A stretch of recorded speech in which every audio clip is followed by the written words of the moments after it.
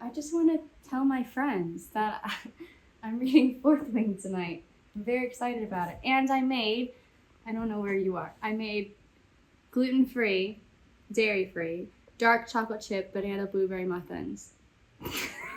You just spat on my leg. I can't stop smiling. Oh my god. Your estimated wait time is 3 hours and 5 minutes. He's grabbed her wrist and says, don't make me ask 3 times. I just don't like her.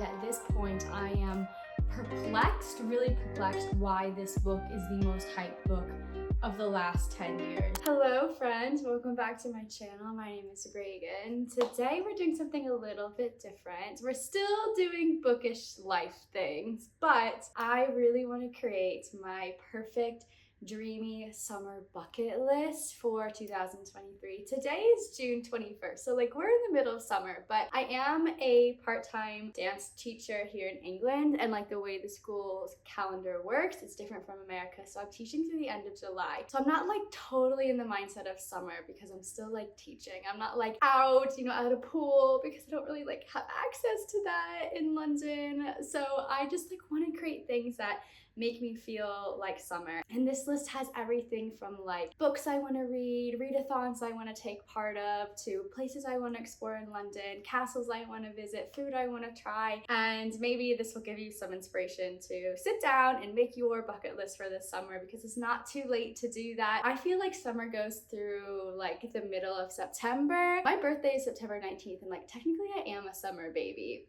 It's not fall yet, so there's plenty of time to do anything on your summer bucket list. But as you will have seen in the little like intro that just rolled through, yesterday I went into downtown London for a meeting, and okay, it was close to Forbidden Planet, and I did not have any intention of buying a book. Okay, I'm not lying. I did not have any intention of buying a book, but there happened to be one copy of the book you all know, Fourth Wing, and it was £3 off. I have never been recommended a book so much by you guys ever in the 3-ish years that I've been a part of the book community on Instagram and YouTube. So when I saw this, and I had to buy it. I had to buy it because so many of you have recommended it to me, A, and B, when I was in America, Barnes & Noble was sold out, Target was sold out. When I looked online on Amazon a couple days ago here in the UK, you can order it, but it won't ship for like 3 weeks. So it's not available on Amazon, and I've not seen it in Waterstones. So I felt like I got lucky that there was a copy there, and I'm actually starting this video late in the day. It's 1 p.m. because I was reading this morning. I'm on page 56, and it is compelling. I will say it's compelling. I'm interested, even though I never would have picked this book up like if there wasn't so much hype surrounding it. Like the cover itself does not speak to me. The title and the graphic art and the color and like the design in general, it's not something that I would have picked up on the shelf. Like I would have seen Dragon Ride and thought, oh, like that's cool, maybe I'll read that someday, but it's not something that I would have picked up. I'm putting my trust in you. You have never steered me wrong before. There must be a reason why this is so hyped, even though I saw that Mel from Mel Reads, who is one of my favorite booktubers ever, she did not like this book. So there's a little bit of a community that does not follow the hype. So I'm interested to find out what my thoughts are about this. But I also picked up some new ballet shoes from Block. I don't know if you care, but it was fun going into the Block store and actually buying ballet shoes, and I get to write these off of my taxes, so it's a win for all of us. Honestly, the odds that I got an email notification just now from Fairyloot saying that I have early access to buy their exclusive edition of Fourth Wing. I just bought this yesterday, but I feel like I have to at least try to get the exclusive edition that they're going to do, because what if I end up loving this book? And if I don't love the book, then I guess I can sell it or do a giveaway on here for you. But Fairyloot is not loading, probably because everyone and their mother wants this book. Fingers crossed we can get it. This is always such a struggle. Oh my god. Your estimated wait time is 3 hours and 5 minutes.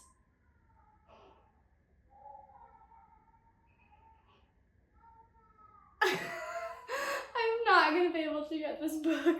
Oh my god, that is crazy. That is bigger, I think, than the Crescent City books they just did. Love that there is the ambiance of a child screaming, crying in the background of that video outside my door. True ambiance of waiting for over 3 hours to try to buy this book.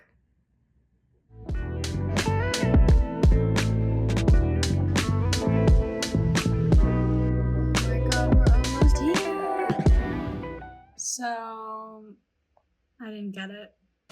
Oh my gosh, time has flown by. It is like 5:40 right now. I've just been working on the computer this whole time, but I think it's time that we like take a break and let's go through my dreamy summer bucket list. These are things that I really personally want to do this summer, but please feel free to take inspiration from it and create your own. I feel like it's a good way to make sure that we actually do the things we want to do by writing them down. So I have 23 dreamy bucket list items to share with you, 23 for 2023, of course, and let's just go through them.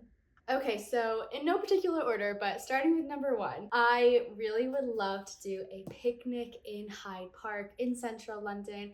I just feel like there's nothing better than maybe going on a little boat ride with the swans, lying in the sun, reading a book, having a picnic with my husband, eating sandwiches. I have a picnic set. We have not used it really, so we do need to get on that. Yeah, priority number 1 for sure. Number 2 is to read mermaid books for a week. I do have a little handful of like mermaidy, piratey books to read, and I would like to participate in my friend Maci from the Bright Side Girls channel, her upcoming mermaid marathon, which I think is 2 weeks long, but I'm gonna try to just like read a couple. I have 3 here and there are tons more on Kindle Limited that I'd like to read, but I think it'd be fun to just bring out all the mermaid vibes for a week. Number 3 is to explore a castle. I'm very fortunate to have been able to travel to a ton of castles in England, Scotland, and Wales, and Ireland actually, but there are hundreds and I would just love to explore a new one. I don't really care which one it is.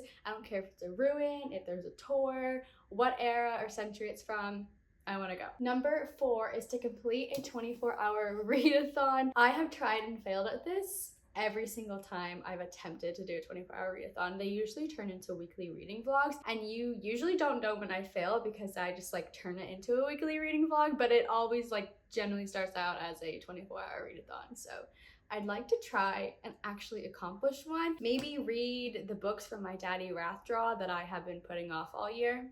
That would be good. That'd be a suitable time. Number 5 is to replace my couch pillows. This is actually very cringy, but on my couch are Christmas evergreen pillows. We have not replaced them. It is the middle/end of June. These have been out since November. I've just flipped them around to like the back side. Yeah, we don't own any like summer, spring, general time of the year pillows, and I always look. I've been looking, but I cannot find anything that I like, so I'm not gonna buy anything that I don't love. That is a priority. Number 6 is to bake a summer treat once a week. I don't care what it is. I want to make like lemon cupcakes or a lemon drizzle cake, or maybe like a really good iced tea, a lemonade. I don't know like why lemon is the theme here, but I just want to be baking and using my kitchen and making all of the yummy things that I find on TikTok. Number 7 is to go to the bookstore on the Thames River. I'll pop up a photo here. This is a really cute little bookshop that's like literally on the water. I've never been, would love to go. It's super easy for me to get there, so I don't know why I haven't done it yet. Number 8 is to do an afternoon of puzzles and audiobooks, just like a wholesome time for myself. Maybe a face mask involved. Super simple. Number 9 is to read, oh my god, you're gonna kill me. It's to read House of Sky and Breath. I've been saying this for 2 years and I own at least 9 copies of this book. I'm gonna read it, I'm gonna vlog it.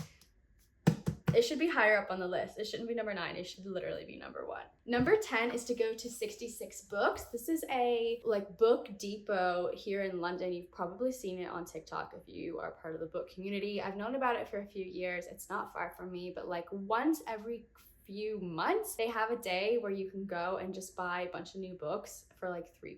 So I need to go. I just need to make sure that I can schedule in that time to travel there and to go on the day. Number 11 is to take a yoga class. I love yoga. I miss yoga, especially hot yoga. I haven't done it in a year. I just need to get back into it, do something for myself and for my body instead of like teaching children all the time. I like need a creative outlet for myself. Number 12 is to do a deserts and desserts week. They have nothing to do with each other, but I just have this idea in my head of reading like Arabian fantasy and like eating chocolate cake. deserts and desserts, they like go together to me. So I have a little stack here of 3 hardback new releases that I'd like to get to. The Stardust Thief, Spice Road, and The Adventures of Amina Al-Sharafi. Again, there are tons more that I know about, but if I can just like knock these off my list and just eat good food at the same time, sounds like a perfect week to me this summer. Number 13 is to go to a cooking class with Christian, my husband. We've been wanting to do this for a while. I'd love to do a Thai cooking class. I just love Thai food, and that's it. Number 14, movie theater nights once a month. A big part of our relationship when we were dating was to go to the movies. I just like want to bring that back. We don't go all the time like we used to, so I'd really like to do that. I especially want to see the new Barbie movie. Okay, number 15 is like so cringy, but I really want to do it. It's to frolic in a field of flowers. I don't care what kind of flower it is. It can be a weed that looks pretty for all I care, but I want to go to an English field of flowers. I know they're around. I want to take bookstagram photos and lie in the sun. I'm a simple girl with simple needs. Number 16 is to go to a pool or a beach. I don't know how this is going to happen because I don't live anywhere near a pool or a beach, and the beaches in England are not like the ones back home in America in California or Florida, okay? Christian will say that the beaches here are beautiful and amazing, and I'm sure they're very nice. I've been to a couple, but they just don't compare to Miami. I want to be in the sun, okay? If you're from the UK, please help me out. Tell me where I should go to go swimming. Number 17 is to reread a feel-good fantasy favorite, just something that like brings me joy, you know? Number 18, I'm very excited about. I want to do a board games and cocktail night with either friends or with Christian and myself. I have a game in mind. It's this mystery game that we actually got at Barnes & Noble, and I just want to like drink cocktails, eat pita bread, and solve this mystery for like 6 hours. Number 19 is to read a nonfiction book to improve myself. Totally out of my comfort zone. I don't read nonfiction, but I should read some kind of self-help book before I turn 28. I just like need to get my life in gear, you know? Number 20 is to go to one of the world's best cocktail bars. There are a few here in London actually that have made the world's top 50 cocktail bars list, and I'd like to take Christian to one to celebrate an event that's coming up. Number 21 is to go to a summer concert or a stand-up event, or alternatively, be able to purchase tickets to the Taylor Swift concert that's coming next year. I have registered to get a ticket, but there's no guarantee. Cross your fingers for me. She's my favorite performer and singer of all time, as I'm sure many of you also feel that way about her. Number 22 is to go on a tour of the Thames. I would even do just like a dinner tour or one of the like funny historical tours. I think there's one called Horrible Histories. I'll pop it up here on the screen. It just looks like so much fun. So I would love to do that. And then 23, the last one, is to explore a new London borough. I'm thinking of maybe going back to Richmond. If you watch Ted Lasso, Richmond is where Richmond AFC is supposed to be from, and we did go on a Ted Lasso tour there recently, and it was so cheesy. Like, it was the most American tourist thing to do, and everyone in our group was American. It was very cringy, but it was so much fun. We went with my cousins and my aunt and uncle.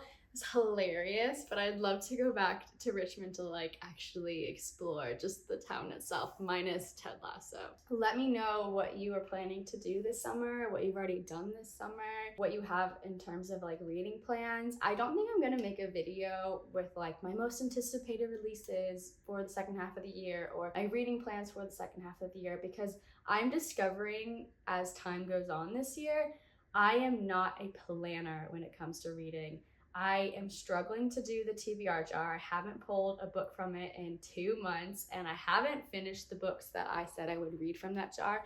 I really am just reading what my heart desires, and I don't like the time constraints of like the first of the month through the 30th or 31st, because if I start a book on the 29th, I'm not gonna finish it in 3 days. My phone died there.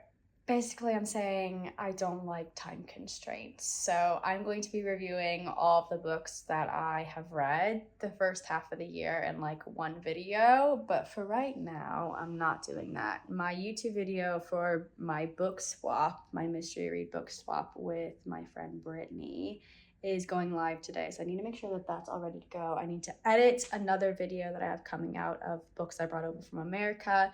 I need to bake tonight. I don't need to bake tonight, but I want to bake tonight. I need to clean the house though. So let's go do some chores and figure out dinner. I don't know what I'm eating tonight. Oh my god, I just watched Brittani's video of her blind reading the book I sent her, and it makes my heart so full. Like, I love the power that this community has, and it sounds so cheesy, but I started this booktube channel to like mark my way back into reading after my concussion, and like the fact that I have found best friends on here like is incredible, and I love watching that video, so go check it out. And this is your sign to do this with your bestie. Like, swap a mystery book, let me know how it goes, because it's just the best feeling ever, and it's so, I don't know, I have no words. I'm just very happy right now. So I'm going to go, I can't stop smiling. I'm gonna go cook dinner because I just folded laundry and did the dishes while I watched her video, and now I need to cook because it's 8 p.m. and I want to read more of Fourth Wing.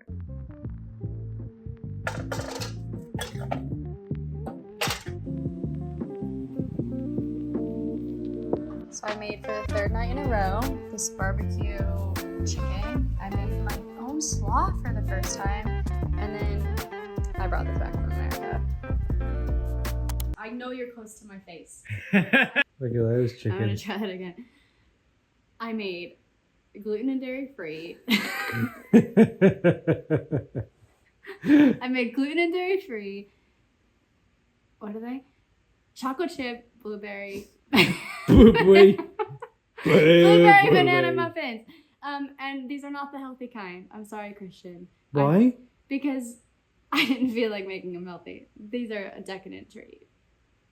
Those supposed to be healthy. Don't look at me like that. I don't have oats. How much sugar did you put?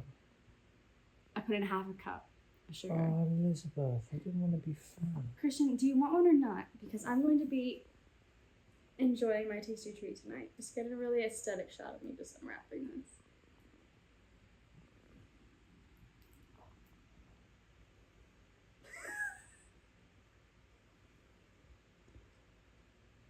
Wow, really awful.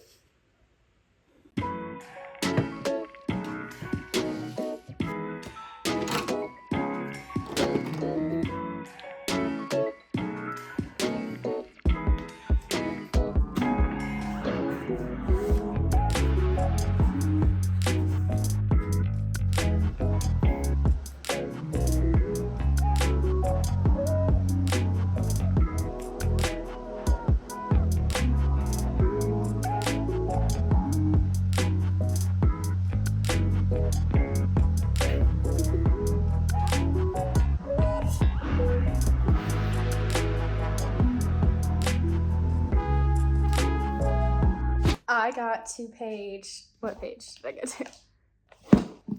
I got to page 125 last night. I stayed up late reading. I'm invested in this book. There's a lot of world building in the beginning, but I really enjoy it. I need to open up these blinds. Hold on, it's very dark. Oh, that went the wrong way. Oh, God. I want to open up these windows, but they're doing construction literally right outside. They're building this building right outside my flat, and it's so loud every single day.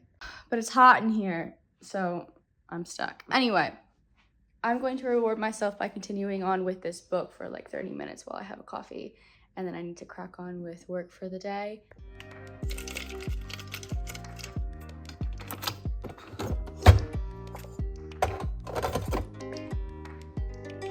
Not me spilling milk everywhere. Can I do this? Pouring it over ice, letting it drip all down my cabinet. Great. I will never be one of those coffee aesthetic girls who can just like make a really beautiful aesthetic kind of coffee morning routine that I love personally watching on YouTube.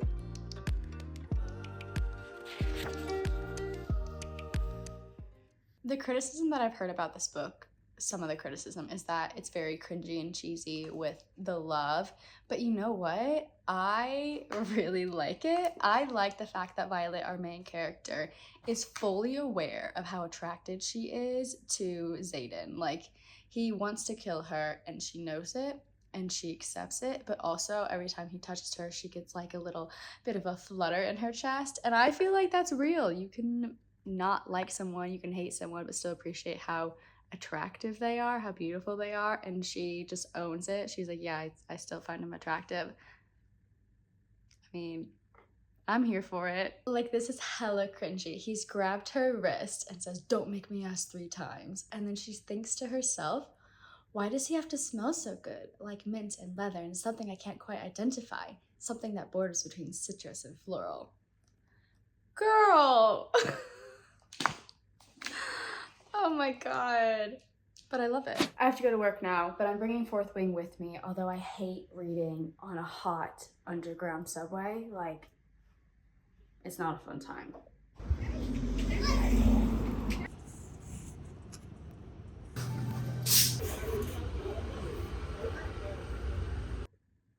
It's Friday. I've just got back from work. I'm on page 257. I like it. I don't love it. Violet is very annoying. I don't understand her thought process, why she makes decisions, why she has even chosen to stay.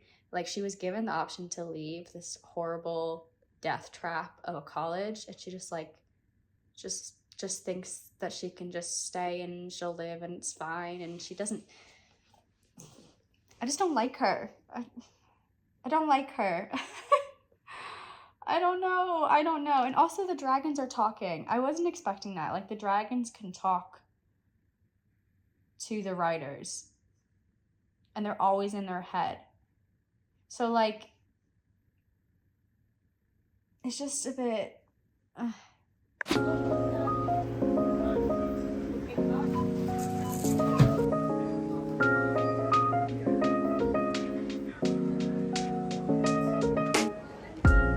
It's Saturday and I need to update you on Fourth Wing. I'm halfway through and at this point I am perplexed, really perplexed why this book is the most hyped book of the last 10 years. Like, it's really good and I like it, but I'm not loving it, and I'm not loving it for a few reasons. One, I find being stuck inside Violet's point of view so utterly annoying because I don't really like her. I've decided I don't really like her. I don't like her mannerisms. I don't vibe with her. I don't think we would be friends in real life. It's kind of hard to explain it. I like Xaden. I like the dragons, although I don't like that the dragons can speak telepathically, because they come up with all these like witty, sarcastic responses, and like it even says on the front here, grumpy dragon. So like they're supposed to be kind of funny, but it's at odds with the fact that they're supposed to be so terrifying as well. And I also don't like that we have so many people dying in this book. There are so many characters I can't tell you. Like, the name is mentioned once, and then in 2 pages on, the character is dead. And to some degree, I understand that because Violet's not really like supposed to know everyone, because there are hundreds, if not thousands, of people training at this academy. So you are supposed to feel this kind of like empty loss. But it also is happening so frequently that I'm finding myself kind of rolling my eyes and not caring, especially because Violet seems to just kind of like make it through everything when she really shouldn't have. So I'm putting up a poll right now on Instagram to see what your thoughts are on this book, and we'll see what you say. Okay, 69% of you say that this book is worth it, especially the ending, and 31% of you say that it was too hyped. So there's definitely some resistance to this being the best book ever, but the Goodreads reviews, holy shit, the amount of 5 stars is unlike anything that I've ever personally seen. It's a bit wild. So I feel like I am on the minority, and that's proving true. But so many people have messaged me on Instagram saying to get to the end because the ending is worth it. It's a cliffhanger. No one saw it coming. It's really good. It boosts the book up for them. So I'm gonna keep going. Obviously, like, I am liking the book. I'm being very negative right now, I feel, but I just am trying to be honest with you in the fact that like it was so hyped up. I was expecting this to be 5 stars and above, and it's just like sitting at like a really good, comfortable read. Like it's fun and I am enjoying it, but it's not crazy amazing. Stuff like this always makes me question why there are some books that never receive the attention they deserve, because I've read books this year that I feel like are at this level or above in terms of like brilliance. So that's not to like shame this author or say that this author is bad or that the writing is bad or anything, because again, I like this book, but I don't understand the massive appeal of it. It is Monday afternoon and I have finished Fourth Wing. It was a little long, I'll be honest. I kind of had to push myself through that middle section. The ending was good. You guys are right. It was good. I saw everything coming in this book, saw everything. It was very predictable, except I did not see the very last page coming. So I will be continuing on with this series. I do enjoy it. It reminds me a lot of this series down here, which I love, An Ember in the Ashes by Sabaa Tahir, although this is a little bit more, well, it's less smutty. That basically, it's less smutty, but still quite dark, and there's lots of like fight to death scenes and stuff. I stand by my kind of feelings towards Violet. I love Xaden. I think that he's a great character. I don't really have much else to say. I'm gonna say that this book is comfortably for me a 4-star read. It's really good. And I wonder, and unfortunately I'll never know, if I would have given this book 5 stars had I not seen it so hyped up. Would this have been a book where I was like, oh my god, you guys have to read it, it's so good, like there's dragons and smut and all this other stuff? And I don't think I would, just because I still don't think I would have liked Violet's point of view. I think that this book really could have benefited from either being told in third person and following Violet through her journey, and we get to see everything else of the world because there's lots in this world that we could explore, or if maybe there were a few more points of views thrown in that could have been useful, especially with all of the different characters that we don't really get to study or feel anything towards. You're gonna have to let me know what you think about this book. I tend to usually like the second book in a series more because the first book lays a good groundwork and then we can just like soar in book 2. And I feel like with this series, that's going to be the case again for myself. And I'd be surprised if Violet, continues her journey at this academy in year 2, just because there's so much else going on in the book that I would be surprised if we were limited again to just the academy setting. I don't know. Let me know your thoughts in the comments, and my DMs are always open on Instagram. I'm having a lot of really good conversations about this book with a few of you there. Just like hearing everything that you disliked about it and that you liked about it. I'm not alone in my feelings about Violet, apparently, so that's kind of reassuring to hear. There's some great fan art out there on Instagram. I've been saving a few of those from my art catalog in my Instagram saves. And book 2's cover was revealed 2 days ago on Saturday, I think. I like the orange shiny cover, and I think it comes out in November, so I'll definitely be continuing on, and I'm gonna read it the first week it comes out because I want to know what's happening and be involved in the conversation that this book is going to have. I did see that her signing is sold out at Waterstones Piccadilly, so I will not be going to that. But that's okay. I'm not upset that I missed the fairyloot drop when that book is restocked, but they're unsigned at fairyloot. I don't think I'm going to be purchasing it because again, it wasn't 5 stars for me. It was just a really good book. Yeah, if you loved it, if you hate it, let me know. Hey guys, I had to come in here. I look a state right now, but it's been 2 weeks and I have to interject myself because I'm editing this video today. And I just have to be very upfront with you and say, after sitting with the feelings of this book for the last 2 weeks, I did go on Goodreads and I dropped my rating to 3 stars, but I feel in my heart of hearts, it's a 2.75. What I'm remembering from the book and the feeling that I have been left with is very average and at times negative. There's so many silly things in this book. Her lust for Xaden ended up being so over the top. Like, you could see that I had fun with it in the beginning, but that middle chunk of the book, man, was a sludge to get through. And I find this book to be perplexing, like I said, but I think, oh God, I'm not getting my words out. I think part of the reason why this book is so popular is because it's very accessible fantasy.